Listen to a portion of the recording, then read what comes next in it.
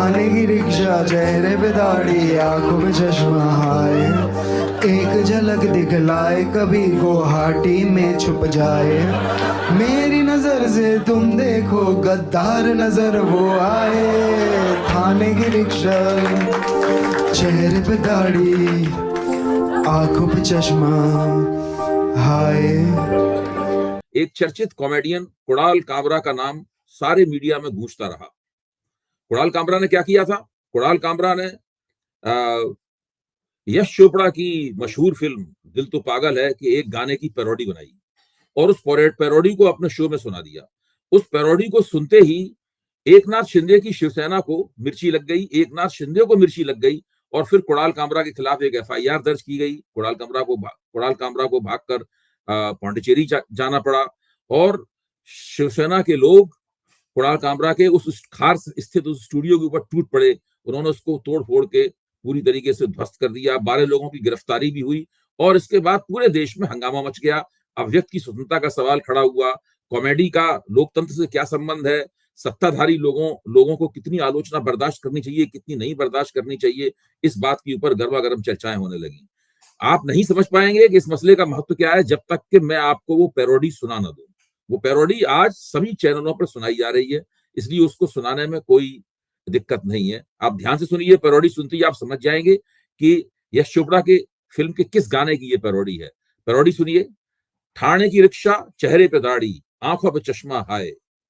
ठाणे की रिक्शा, चेहरे पे दाढ़ी, आंखों पे चश्मा, हाय एक झलक दिखलाए, कभी गुवाहाटी में छिप जाए। मेरी नजर से तुम देखो, गद्दार नजर वो आए। थाने की रिक्शा, चेहरे पे दाढ़ी, आंखों में चश्मा, हाय एक झलक दिखलाए, कभी गुवाहाटी में छुप जाए। मेरी नजर से तुम देखो, गद्दार नजर वो आए। थाने की रिक्शा, चेहरे पे दाढ़ी, आंखों पे चश्मा, हाय। ठाणे की रिक्शा, चेहरे पे दाढ़ी, आंखों पे चश्मा, हाय मंत्री नहीं वो दल बदलू है, और कहा क्या जाए। जिस थाली में खाए उसमें ही वो छेद कर जाए। मंत्रालय से ज्यादा फडणवीस की गोदी में मिल जाए। तीर कमान मिला है इसको, बाप मेरा ये चाहे। ठाणे की रिक्शा, चेहरे पे दाढ़ी, आंखों पे चश्मा, हाय। जैसे ही कुणाल कामरा ने ये पैरोडी सुनाई, उसके बाद उनके ऊपर हमला शुरू हो गया और एक क्षण के अंदर अभिव्यक्ति की स्वतंत्रता, सत्ता में रहने पर जो संयम होना चाहिए, उस सबको उठाकर ताक पर रख दिया गया। तर्क ये दिया गया कि हमें वोट मिले हैं। अब ये तय हो गया है कि हम असली हैं कि उद्धव ठाकरे की शिवसेना असली है। चूंकि हमें वोट मिल गए हैं, हम चुनाव जीत गए हैं, इसलिए हमारे खिलाफ ये टिप्पणी नहीं की जा सकती और इसका करारा जवाब दिया जाएगा। करारा जवाब कैसा दिया जाएगा? शिवसेना के एक व्यक्ति ने कहा कि हम, भारतीय जनता पार्टी के एक व्यक्ति ने कहा कि हम इसको 11 बजे कल धोएंगे, हम कुणाल कामरा को 11 बजे कल धोएंगे। एक ने कहा कि वो जहां मिल जाए वहीं उसके मुंह पे मुक्का मारो। एक ने कहा कि उसके चेहरे पे कालिक पोतने का समय आ गया है। दोस्तों, इतिहास बताता है कि बहुत सारी लड़ाइयां गद्दारों के दम पे जीती गई हैं। ये बात सही है कि भारतीय जनता पार्टी, एकनाथ शिंदे की शिवसेना और अजित पवार की राष्ट्रवादी कांग्रेस ने मिलकर महाराष्ट्र का चुनाव बड़े शानदार तरीके से जीत लिया है। लेकिन इस बात से भी इनकार नहीं किया जा सकता कि चाहे अजित पवार की राष्ट्रवादी कांग्रेस हो या एकनाथ शिंदे की शिवसेना हो, ये दल बदल के जरिए बनी हुई पार्टियां हैं। सत्ता के लालच, मंत्र पद के लालच में बनी हुई ये पार्टियां हैं। इतिहास इस बात का गवाह है। मैं बार बार इस बात को कहता हूं, केवल लड़ाई जीत जाने से आप आलोचनाओं के परे नहीं चले जाते। और अगर आपको सत्ता मिल गई है, अगर जनता ने आपके सिर पर ताज पहना दिया है, तो उसके साथ साथ आपके अंदर और विनम्रता आनी चाहिए। आपके अंदर विनम्रता आनी चाहिए कि आपकी खिलाफ, आपकी अगर कोई कड़ी से कड़ी आलोचना करे, तब भी आप विनम्रता पूर्वक कहें, ठीक है, उन्हें कहने दीजिए, हम जनता की सेवा करेंगे और जनता की सेवा के जरिए हम अपनी प्रतिष्ठा प्राप्त करेंगे। हम किसी के ऊपर हमला नहीं करेंगे। इन लोगों ने क्या किया?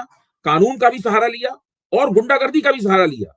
अगर इन्हें इतना ही बुरा लगा था तो एकनाथ शिंदे कुणाल कामरा के ऊपर मानहानि का मुकदमा दायर कर सकते थे।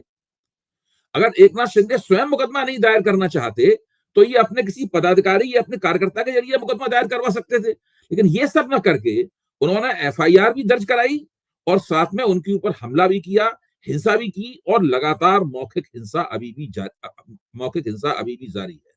अब इसमें दो विडंबनाएं हैं यहां पर, उनकी तरफ गौर करना बहुत जरूरी है। पहली विडंबना यह है कि एकनाथ शिंदे उस पार्टी के नेता हैं उस जिसका नाम है शिवसेना, और उस व्यक्ति के नाम पर अपनी राजनीति करते हैं जिसका नाम है बाल ठाकरे।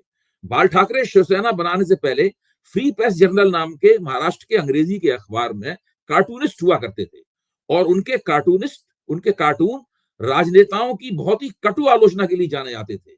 और बाल ठाकरे के पिता प्रबोधनकर ठाकरे एक पत्रिका निकालते थे, और उस पत्रिका में अपने बहुत ही कटु आलोचना से भरे हुए लेखों के लिए जाने जाते थे।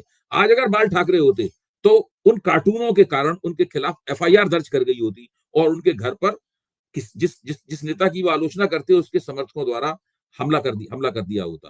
मुझे अच्छी तरीके से याद है कि जब भ्रष्टाचार विरोधी आंदोलन चल रहा था, तो भारतीय जनता पार्टी के कई प्रवक्ताओं के साथ कंधे से कंधा मिलाकर हम लोग कांग्रेस की जम की धुलाई किया करते थे, क्योंकि हम लोगों को लगता था कि कांग्रेस जो है वो देश में तरह तरह के जो भ्रष्टाचार के आरोप हैं इनके कारण कटघरे में खड़ी हुई है।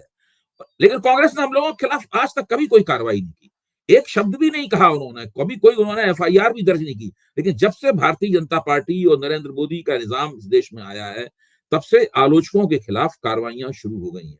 अभी अभी नरेंद्र मोदी ने एक अमेरिकन के साथ एक लंबा पॉडकास्ट किया था। उस पॉडकास्ट में नरेंद्र मोदी ने दावा किया था कि वो तो आलोचना को बहुत पसंद करते हैं, और तीखी से तीखी आलोचना को पसंद करते हैं, क्योंकि वो तो लोकतंत्र का प्राण होती है। और आप देख लीजिए उन्हीं की सरकार के एक उप मुख्यमंत्री का रवैया आलोचना के प्रति क्या है। वो कहते हैं कि साहब वाणी का संयम होना चाहिए, भाषा का संयम होना चाहिए। देखिए, व्यंग, उपहास और हास्य, इसकी भाषा अलग तरह की होती है, इसका संयम भी अलग तरह का होता है। इसको हमेशा सहन करना पड़ता है, और यही आपकी परीक्षा होती है। शेक्सपियर के नाटकों में भी जो विदूषक होता है, या संस्कृत के नाटकों में भी जो विदूषक होता है, वो सबसे ज्यादा बुद्धिमानी की बात करता है, कड़वी बात करता है, और उसकी उंगली हमेशा नब्ज पर रखी होती है। ये एकनाथ शिंदे को भी समझना चाहिए, और उन तमाम नेताओं को समझना चाहिए जो अपनी आलोचना से बिदक जाते हैं, सत्ता मिलते ही जो बहुत ही नाजुक मिजाज हो जाते हैं, और किसी भी किस्म की आलोचना के खिलाफ या तो अपने कार्यकर्ताओं को गुंडे के रूप में मारपीट करने के लिए भेजते हैं, या फिर कानून का सहारा लेकर पुलिस में रिपोर्ट लिखाते हुए दिखते हैं। ये इस देश की इस वक्त बहुत ही बुरी हालत है। ये पूरी घटना इस बात को हमारे सामने पेश करती है। हम सब लोगों को और नई परख के दर्शकों को इस घटना से सबक लेना चाहिए, समझना चाहिए कि हमारे नेता आजकल क्या कर रहे हैं, और लोकतंत्र में, आलोचना में उनकी कितनी आस्था है। धन्यवाद।